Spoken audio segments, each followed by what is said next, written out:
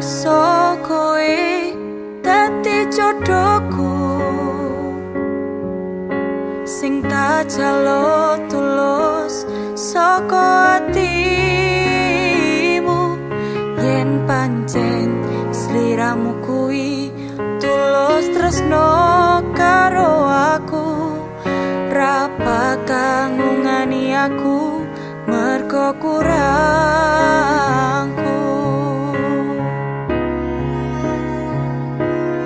gopo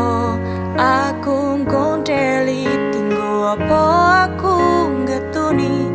jodoh lan rezeki ning tangane Gusti lunga yen pancen kowe ora tresno timbang ning kene jebul